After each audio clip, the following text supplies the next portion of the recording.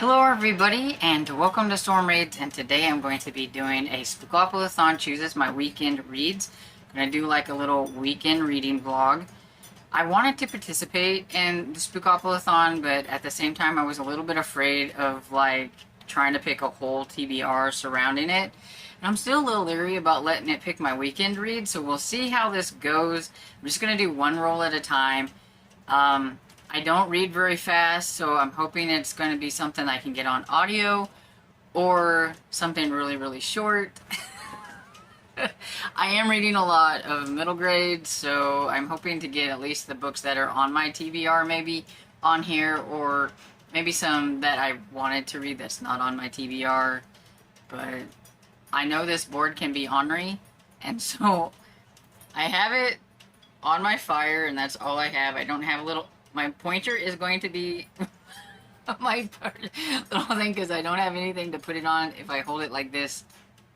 And I just don't want to change the camera angle because I only have my phone, which is what I'm recording on. So we're just going to do it this way. And I have my two-sided 2 dice here. And so I'm just going to roll and see what happens. Okay, so I have a 5, and so I know this is go, right? Yeah, go. So we have 1, 2, 3, 4, 5, which is, oh, I think that's one of the like Taylor Swift railroads. I know nothing about Taylor Swift. I do not listen to Taylor Swift, so I have no clue what this is in reference to.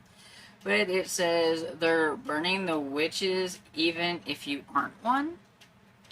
And so, okay, now the sun decides to come out when right when I decide to record and blind me. So I'm going to go look for a book. Or wait, I need to look up what this even means because I have no clue. See. This is all like off the cuff. I don't know what I'm doing. Train stations. Okay, there's Burning the Witches. Okay. Read a book featuring witches, the occult, or ritual. Feel free to open to interpretation. Okay. So, I think I can make this one work. I am going to include books that I'm currently reading and things like that so that it'll help me get through my currently reading books and stuff like that. So I think I have one that might actually work for this, and I will be right back. Let me see. Okay, so I'm going to go ahead and use this book that I am currently listening to because it's a long one. I do need to get it finished, so I'm just going to go ahead.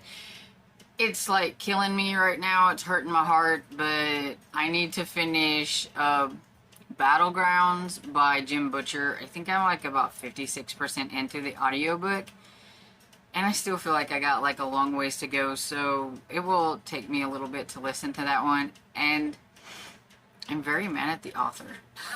Let's just put it that way.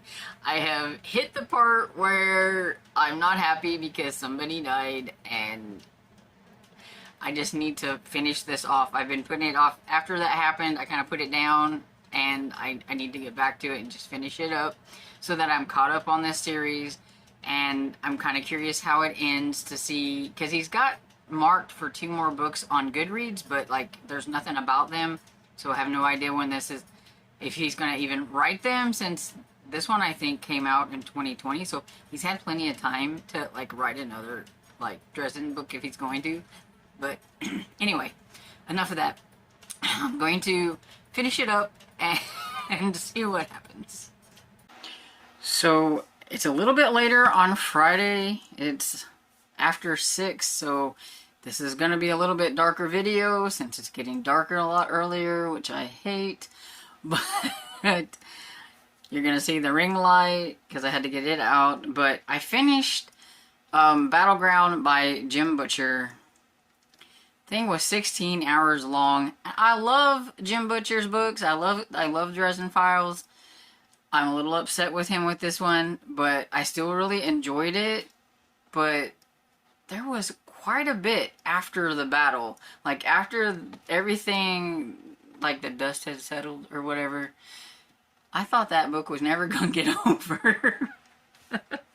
It was 16 hours. I was like, wow. But I had already, like I said, I'd already started it, so I had a good dent into it. But my goodness, it just seemed like it ran forever and ever and ever. But I did like it, so I can't really say too much about what it's about because it is number 17 in this urban fantasy series with Harry Dresden, who is the only wizard in Chicago in the phone book or whatever. And I love Harry Dresden. I love all the side characters, Murphy, Butter, there's so many different characters and everything that I do think I let a little bit too much time go between this one and the last one. I was struggling a little bit with what was going on, trying to remember who's bad and who's not, and who's this and who's that, and everything. It is definitely a series that I want to reread, I think, and not put so much distance in between the books and things like that. So now that I've got the whole, like, world, you know, in my head somewhere, like, I know, like, a few things, maybe it would click a little bit more and make a little bit more sense on, you know, who's in the White Council. And we did get to find out, like, a lot more about Malcolm, who I've always wondered about him. He's, like, the guy over Chicago, and it's like, is he mafia, or is he something bigger than that? Is he, you know, whatever. There's always been that, you know, you never really know exactly what he is, and so you kind of get to know what that is. There's a lot of terminology, a lot of, like, the councils of this and the this and the that and everything. And so, yeah, it's been so long since I read, like, the very first book that it would be fun to, like, go back to the beginning and try to, you know, put the pieces together, I think. So sometime I will do that. I don't know if it'll be anytime soon. It does leave it to where there can be more, and he does have it set up on Goodreads that there's going to be a couple more. But like I said, it's been like from 2020, and so, I mean, the guy needs to get it in gear, because I'm a little curious about how Mabs, who is the Winter Queen, I think. It's got Fae, and it's got all kinds of stuff in it. Like I said, there's so many different things that sometimes I forget who is who and what is what. But, yeah, she, like, put out this whole thing about Dresden, who is, I don't want to say what he is, because he's not what he is now until really later on in the book, so I don't want to say. But just what she did to him there at the end was a little interesting and stuff, so I'm kind of curious to see where that's going to go. But yeah, I give it 4.5 stars. I'm mad because of my favorite character getting knocked off, so. So I'm a little mad. And everything, so, but yeah. So, I'm going to do this again, maybe, if this will work with me. Okay, so roll the dice. And I got a 6. Okay. Now, do I remember where I was the last time, since I don't have a marker? Yes, I was right here. So 1, 2, 3, 4, 5, 6. Spoopy. I can do Spoopy.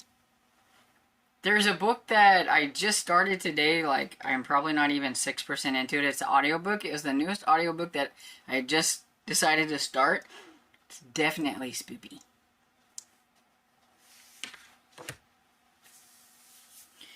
I don't remember the title, so I'll have to be right back. So, the book I'm going to use for Spoopy is The Great Ghost Hoax by Emily Ecton. It is the second book in the Great Pet Heist series, and this one is a kind of, it looks like a little Halloween one, and it says, The Secret Life of Pets meets Scooby-Doo, and this furry friend hunt down a ghost in this hilarious sequel to the Great Pet Heist And yeah, it looks so cute. I mean, look at that cover. So I can't wait to get into this one. Like I said, I had just barely got into it and everything. So this will be my next pick for Spookopoly. Morning, everybody. It is Saturday, almost 11 o'clock in the morning. I haven't done much except for listening to my book, so it's cold out. I mean, I'm not ready for this. I know it's October, but it was 37 degrees this morning when I got up, and I'm not ready for that. I'm like so cold, and it is still cold. The sun is out, but it is only like 45, and the high today is only like 66, and I'm not ready. I hate winter. I hate anything to do with it. I like fall because of, like, you know, the October vibes and all that stuff, but I do not like cold. I do not. I am going to be miserable until it is springtime again. But anyway, I finished The Great Ghost Hoax by Emily Ecton. It's the second book in the Great Pet Heist. I think that's what it is. And look at the cute, adorable, like, pets on the cover. And this was so fun. It's about this group of pets who live in this apartment building. And you got Butterbean the dog and Walt the cat. You got Marco and Polo, who are rats. You've got a new rat that was introduced in the first one. Walter, I think, or something like that. Wallace? Maybe it was Wallace. I think it was Wallace. You got an octopus named Chad. You get to meet a new octopus in this one called Jerome. And also a little white cat was introduced into this one. But, like, there's just all the, like, animals in this apartment. And this one, Mrs. Third Floor, that's how the animals talked about, you know, who, like, the one that owns them is, like, Mrs. Foods, like, because she gives them the food, obviously. And so you got Mrs. Third Floor, thinks that her apartment complex there is haunted, and it's a rental. She wants to rent it out, but she can't rent it out if it's, like, haunted and everything. But then you learn that a lot of the hauntings and stuff is because there is a new octopus in there, and that's Jerome. He stole away in, I think her name's Madison's, a water bottle when she was at the zoo because he didn't want to be there anymore. He was tired of, you know, having to do all the stuff that's in the zoo. He's, like, famous for picking the winners of something, some kind of, I don't know if it's like football or something. He picks the winners of something, some kind of thing and everything, but he just didn't want to do it anymore. So he's been living the good life up there in that apartment complex. And, yeah, so he's been doing things, so it makes it look like there's a ghost or somebody's been in there. And, of course, there is a ghost hunting team that they're scam artist or whatever, and she hires them, and so the pets are trying to do their best to try to help Mrs. Third Floor from having to pay them money because they don't think that they know what they're doing, especially when they listen in on some things and everything. So it's just kind of about them trying to solve that little mystery and help Mrs. Third Floor do all that stuff, and it's fun. I like it because nobody can understand them. So, Butterbean, she gets so excited and she's trying to tell Madison something and everything. And I'm sure to Madison, it just looks like this really wiggly little, like, long-haired dachshund wiener dog or whatever, barking and wiggling and doing all that when she's trying to communicate to her, but she... but you can hear what they're saying because, like, the animals talk to each other, but they don't actually talk to the humans, which I think is pretty cool. And it was a lot of fun. I give it 4 stars. I liked it. It just made me chuckle. And so now we are going to move on and see what I get this next go round. If this thing will cooperate with me. It's not. Come on. Okay, so we have the dice here, and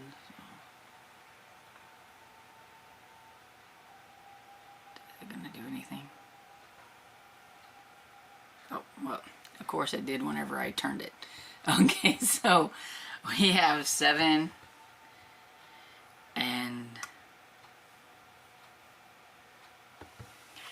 so I was here on Spoopy, and so 1, 2, 3, 4, 5, 6, 7, which is Mary Shelley, and I have no clue what that is. Oh, and I forgot to bring it up on my computer, so I'll be right back.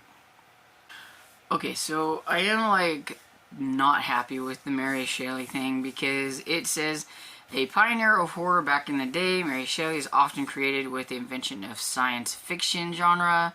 Read a sci-fi or a book that has sci-fi elements. I don't like sci-fi. I don't know if I have a sci-fi book or anything with sci-fi elements. I'll have to look, but I may end up having to roll again, which kind of sucks because it says if you need to pass up on one and roll again, you have to pick 2 books for the next go around. So, we'll see. So that one was very hard. I was trying to find a middle grade book that would fit, but couldn't find any that I had on Libby that I could say were actually like sci-fi or anything like that. I looked on Goodreads and they never said it, but it is Occult Detective October, and there is a series that I've been reading. I haven't read on it in a while, so it's a good time to just dive right back in. And that is the Ishmael Jones series, and I'm pretty sure he's like an alien, so it's got some kind of sci-fi. You never really quite know exactly what he is, but he is a guy who is always turning up when there's something like very supernatural going on or things like that. He works for an organization that's like a classified organization that they don't even, like, I don't think know exactly what he is and stuff like that. So he's very mysterious. And I'm on number 3, which is A Very Important Corpses, and so it's by Simon R. Green. So I'm going to just go ahead and do that for Occult Detective October, so that will put another one in for that. And it says, Ishmael Jones travels to the Scottish Highlands on a mysterious dual mission in this intriguing genre blend mystery. And so it says it's like mystery, urban fantasy, fantasy, science fiction, paranormal, horror. So it's got all the good stuff in there.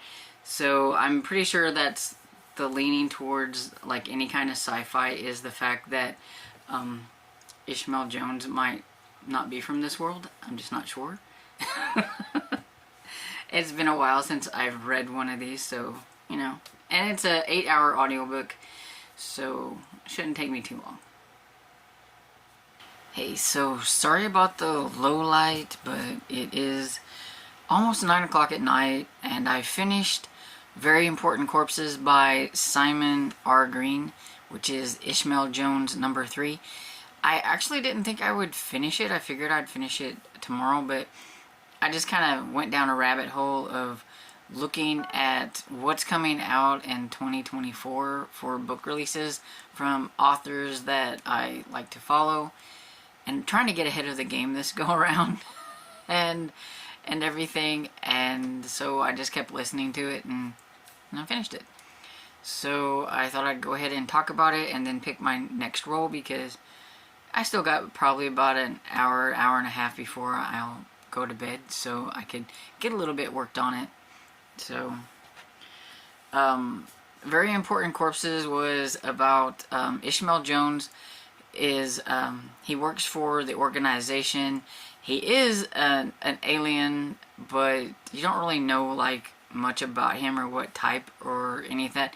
He looks human. He looks like he's in his 20s and everything. And Penny is a lady that we meet in the very first book, and they kind of hook up, and now she's like his partner and everything. So she kind of helps him, though she has really no clue what like the organization is or anything like that.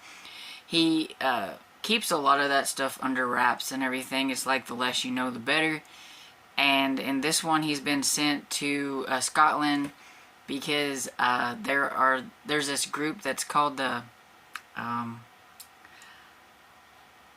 Bamafet. Oh, I can't even remember how you pronounce it. But anyway, it's like a very important, I guess, group of people. And there was an organization, a lady that was sent there, an agent, and she ends up getting killed like within like 12 hours of being there. And so they're sending him to go investigate that. But also there is the fact that there is like some kind of creature that could be around. And they don't know if it had anything to do with what happened to the lady that was supposed to be the agent there. So they've gone there to head that up and everything, and they get a lot of pushback from the guards and stuff that are there for the principal people that are in there. They're all called a month. So you've got like, you know, like one guy's name's August, one's November, December, all them kind of things and stuff. So it's weird, but yeah, they're there to check that out and everything, and people start dying pretty like left and right, and a lot of people are dying, and so they're trying to figure out which one of them is it, because Ishmael's pretty sure that it's human, but at the same time the way it kills is also kind of creature-like. So he's not really wanting to say that it's like a creature, but he's pretty sure it's human or some kind of like something of a human or whatever. And he's not quite sure if that person is working alone either. So it could be somebody hired somebody to do this, and so then they have to try to figure out whom else might be behind it. And he's pretty sure it's got to be somebody in the household. And so, yeah, it is pretty cool. It was interesting. There's definitely a lot of deaths and some gory bits in places. This is the first time that we actually get Ishmael actually changing into something else. Like his face kind of changed a little, and it scared Penny so much she ran away from him and everything whenever he confronts the bad person and everything. So it was pretty cool.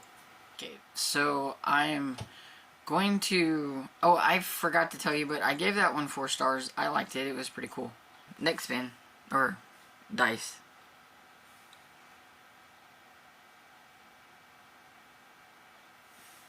Okay, so I got a 6, and see if I can remember where we were. Okay. Oh, Mary Shaley, there we are. So I was right here, and so 1, 2, 3. Well, I didn't mean to make it big, but at least you can see it now. 1, 2, 3, 4, 5, 6. Okay, crows and ravens. Okay. I'm not sure what that is, but does that mean I have to read something that has a bird on it? Beware the harbinger of death. Read a book with a bird or features on the cover or a type of bird in the title. This actually works really well because I want to watch the birds on TV, and I seen that one of the streaming channels that I have has it, and usually it doesn't have it, so I'm really excited. So I want to read I think it's a short story by Daphne du Maurier, The Birds, and I think it has a bird on the cover, or at least the audiobook that I has a bird on the cover, and it's about birds, and it's really short. It's like an hour, so I may be able to do that like tonight and get it finished, and then come back on here and get something else. Yeah, so a lot of the copies that I see on the internet have birds on them, which I figured it would since it's called The Birds. That made sense, but I wanted to make sure.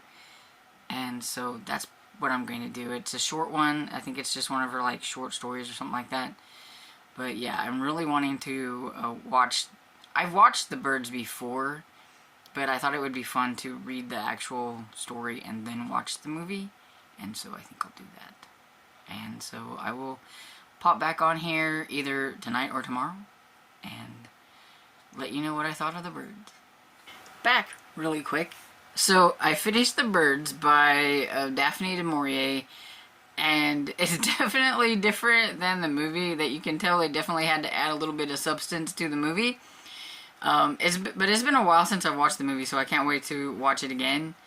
But the short story was about just this one single family. They kind of bicker and everything. The lady's not happy about them moving to where they moved and everything. But they keep noticing all these birds and everything. And the little girl has like this nightmare that she's thinks these birds are coming after her. And you find out that there actually is a bird out there. And then it's just like more and more and more and more and more birds and everything, and it's just about them trying to survive and kind of trying to make it through whatever happens. And you can't really say a whole lot about it because it is a short story, and it was only an hour on audio. And I got the BBC audio, which was a full cast audio, so everybody had a different voice, which was really cool. It had sound effects, so I did listen to it at like 1.65 speed, so that I get the sound effects didn't sound too weird and everything. But yeah, it was pretty cool. I don't really know how to rate like a short story, but I'd give it like a 3.5 stars. It was pretty decent. And so I'm going to roll again and hope for the best. We'll see. Oh, pay attention to where I'm pointing. Oh no, doubles. So I got a 12, and so let's see. Okay, so I don't know if you can see, but I was here with crows and ravens. So 1, 2, 3, 4, 5, 6, 7, 8, 9, 10, 11, 12. Okay, I got, I think that's another one of the, like, railroads that's got this blood dripping on it. It says, there is nothing I do better than revenge. Okay. I'm a little worried about that one, but, let's see what it is. There is nothing I do better than revenge. Okay. Read a book with a revenge plot. Feel free to open to interpretation. Okay. That one may take me a few minutes to find because I don't know of anything right off the top of my head. So I'll be back if I can find something. Okay, so the book I found for a revenge plot is I Know What You Did Last Summer by Lois Duncan. I've never read this. I've watched the movie, but I've never read the source material, so I thought, you know, why not go ahead and give this a try. It's young adult, which is not technically what I'm trying to read this month because I am doing my Halloween with the middle grade. But I do think that some older middle graders might enjoy this story, so I'm kind of do it that way. And it's an old one. It's from 1973, so I'm just kind of curious to see how it is compared to the movie. So this might be another one that I may see if I can find the movie and watch it afterwards to see how different it is. Hello everybody, it is Sunday afternoon around 2:40ish or something like that, and I thought I would come on here and talk about what the book that I read for revenge, which was I Know What You Did Last Summer by Lois Duncan. I thought it was okay. I give it like 3.5 stars. You know, it was short. It was like 5-hour listen on audio.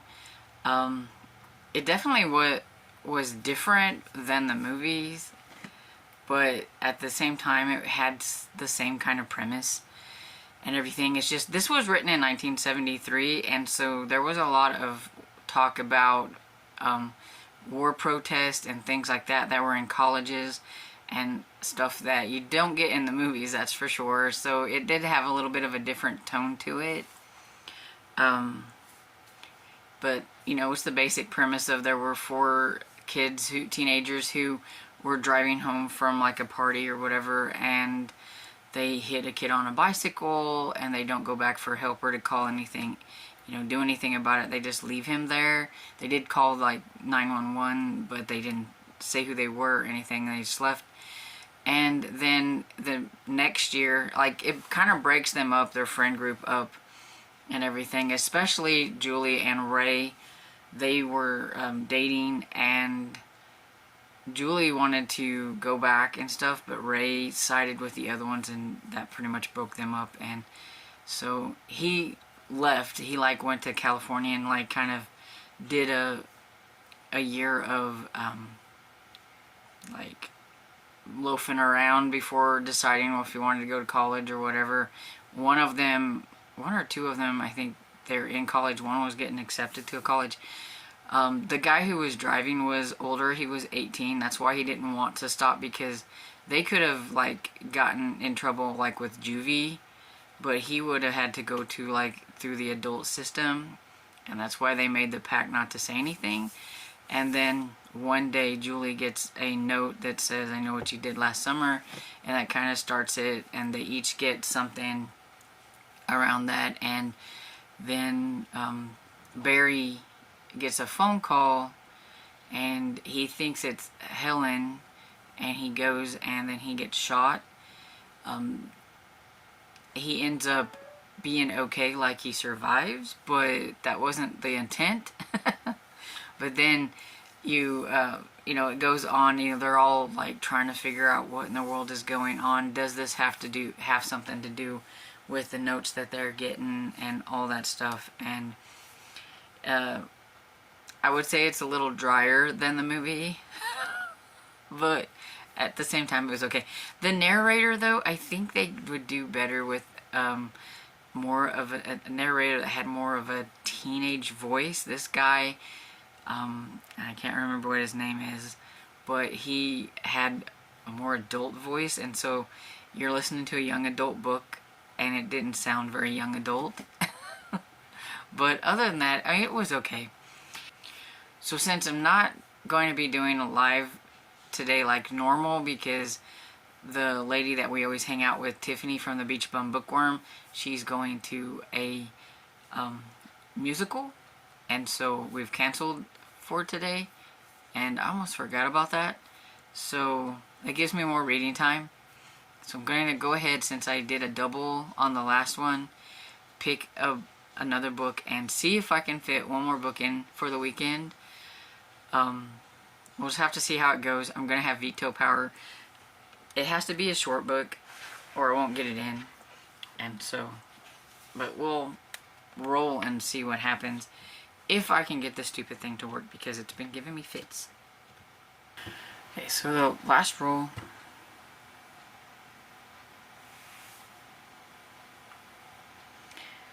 It's a 6, and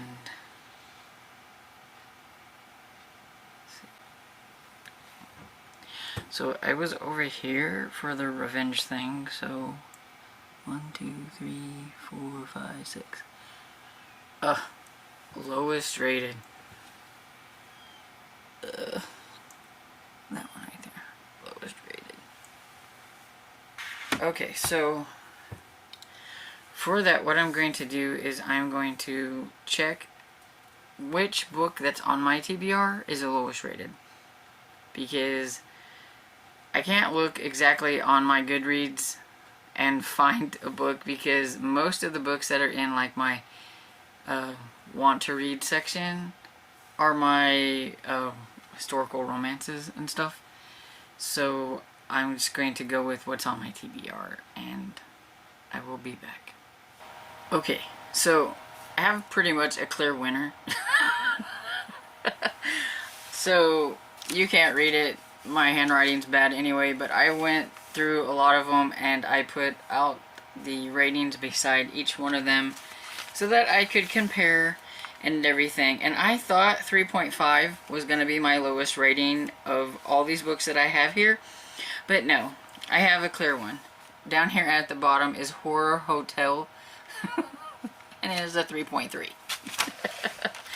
So that doesn't really make it sound very good. But this was one that I was buddy reading with some friends. And I was kind of hoping the rating would be a little bit better. It's a new series. This is the first in a new series. And it's about a group of YouTube famous ghost gang. And they are going to a hotel to secretly film after dark. And I'm guessing some things go down and everything. And it's only 224 pages. And I have the audio. It's 6 hours on audio. At the rate that I listen to it, I should be able to get it finished tonight, I think. But now I'm a little worried because 3.3 is not a very good rating. And that's 3,143 ratings, so that's a lot of ratings on here. So, I was hoping for a better one for the end of this weekend reading vlog. So maybe I'll like it though. Maybe I'll like it. My friend Barb read it already. She was totally bored at the beginning of it, but I think by the end of it she gave it like 3 stars, I think, if I remember right. Somewhere around 2.53. I don't know. I don't think she does 0.5, so I think it was 3. It could have been 2. I don't remember. But I know she was really bored and everything, so yikes. Okay. So that's what I'm going to pop off here and listen to, and hopefully I like it better than everybody else. Hey, so it's Monday morning and I decided to wrap up my weekend reading vlog and this morning instead of doing it last night because the lighting's just better. So the last dice roll that I had got me to a space where I needed to read the lowest rated book on my TBR. So what I did was I took books off of my October TBR and I looked at the ratings, and then I picked the lowest rated book from that, which got me Horror Hotel by Victoria Fulton and Faith McLaren.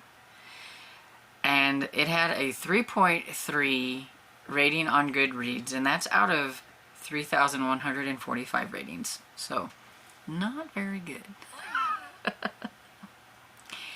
And I thought it was your basic young adult horror novel. I listened to it. It's only 224 pages, so I think it was like a 5 or 6 hour audio, and I listened at 2 times speed, so it only took me probably about 3 hours to finish it, somewhere around there. And I think maybe because I listened to it on audio, I didn't think it was as bad as maybe some people who were just reading it, because I could see how the beginning would be very boring. My friend Barb read it, and she was like, this is really boring. She was pushing herself to get through it because she just really was not into it at all. And I can kind of see that because the beginning is just kind of your build up to going to the Horror Hotel, where it's about these 4 kids who created this ghost gang, and they are YouTube famous. And you have Chrissy, Chase, Emma, and Kiki. And you get the different points of views from each of them with the chapters. And mostly I think it's Chase and Chrissy, and then I think Kiki on there a lot, maybe. But yeah, mostly I think it's Chase and Chrissy. They're kind of the main ones out of the whole thing. And Chase is, of course, the only guy in the group, and he's the one that's very obsessed with becoming YouTube famous, and he wants to get that 1 million subscribers. And he thinks that setting them up with going to this Los Angeles hotel that has a notorious for the tragedies that have happened there, especially after dark. At the beginning of the book, it does start out with this girl who was at the hotel, and she was killed and found like in a really gruesome way in the elevator, I think. And she was kind of like them, like exploring and stuff, and so you get like little bits of her journals with each chapter, I believe. And kind of figure out like things that she was doing while she was there. There's a very creepy lady who owns the hotel, and she has rented out like a lot of it as like a hostel. And so Chase thinks this would be a perfect way of maybe getting those YouTube followers that he's wanting. They're up to like, I think 600,000, and he really wants to get to that million. And he goes ahead and books them there without like telling them, and especially not telling them that it was a hostel. So that meant that there's going to be other people there, and not just them. And they are sneaking, like their parents don't know that they're going there. They are sneaking into areas of the hotel that they weren't really allowed. They're supposed to stay in like the one section. And so in going through some of the stuff that they go through, they meet well, Chrissy meets this guy Brom, and you know, he seems kind of cool. She likes him, but the thing is that Chase kind of likes Chrissy, and so that kind of puts like some tension there. And I don't know, it was just your basic young adult horror book. They discover somebody dead, then they're like panicking because now there's a dead body here, and they're in places they're not supposed to be. If they was to call the police, then they'd have to call their parents, and then they would be in trouble. Maybe because they are these ghost hunters, that maybe the police wouldn't believe them because of things, so they're not wanting to tell anybody.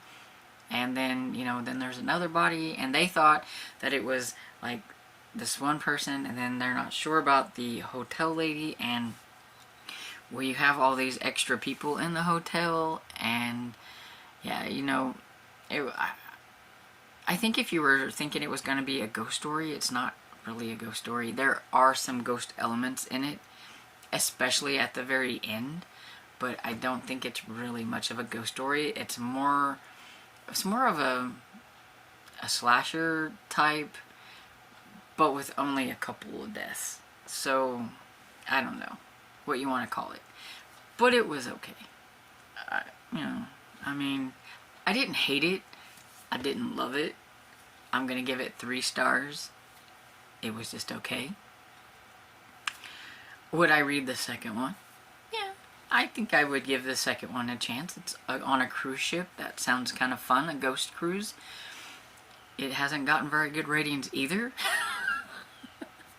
But I think if you just go in it thinking it's just a run-of-the-mill young adult horror book with angsty teenagers, that it's just okay. So that's the last book for this. I think I did fairly well. I read quite a few. Even though one was a short story. Do I remember exactly how many I read? No, not off the top of my head. So I'm going to look at my handy-dandy spreadsheet. So I read 5 books and a short story, so that wasn't too bad. One of the books, Battleground, I was already halfway through, so that helped as well. And then all the other ones, they were fairly short novels. I was trying to make sure that whatever I grabbed would be short so that I could get through quite a bit. But that's still really good from Friday to Sunday night and everything, so I did really well.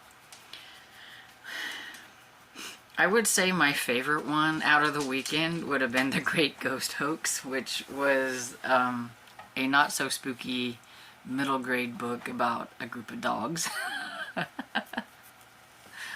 Everything, but I enjoyed pretty much everything, even though the books that I read, some of them were average, like I Know What You Did Last Summer and The Horror Hotel. I'm still okay with what I read.